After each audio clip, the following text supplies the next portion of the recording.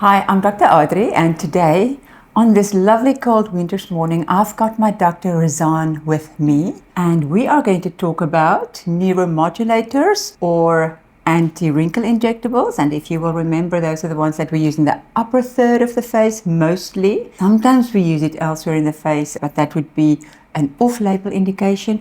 And today, Dr. Rizaan, we've recently done your Botox, and I thought it would be good on the back of the congress that we've been to over the weekend to just talk about our anti-wrinkle injectables or neuromodulators, and firstly dose. So if you can just tell us what the dose was that is recommended and what the dose was that we gave you about 2 weeks ago. Yeah, so about 2 weeks ago, I had my session and we did 18 between the eyebrows, 20 on the forehead and 12 at the crow's feet. The recommended dose is 64 units, so we did use total. Total dose. We did go less than that, but we'll discuss. So we actually stuck with the recommended dose on the glabella, frown lines, and the recommended dose for the frontalis, the two big muscles on the forehead, and we were a little bit under the recommended dose in the orbicularis around the eye area. So now what I wanted to talk to you about is this. What was your experience with that dose 18 and 20 in the forehead? What did you experience at day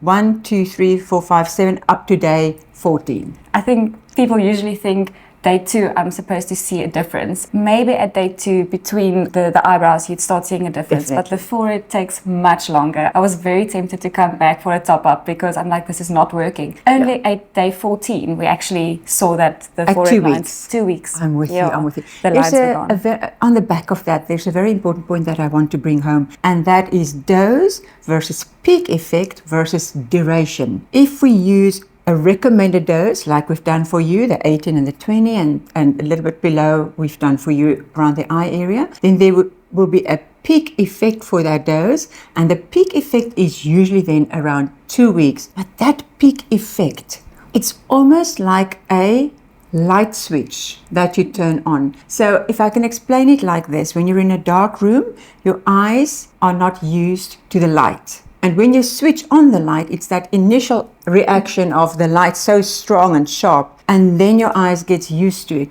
And the same thing happens with Botox. But that peak duration effect is necessary because if we reduce the dose, we will reduce the peak duration effect, that initial sharpness, but we will also reduce the duration, how long our treatment will last. Would you agree with me? So in hindsight, would you still recommend to everybody the recommended dose? Absolutely, yeah. I think the less you use, the less time it will last, and the peak effect would also be different. So I definitely think stick with what's recommended. It's been tested. So. And there are other reasons for that as well that we will get into in our next videos. Absolutely. Thank you so much for listening to us. That was then our anti-wrinkle injections on the forehead or neuromodulators, and the importance of dose versus peak effect versus duration up to 4 months.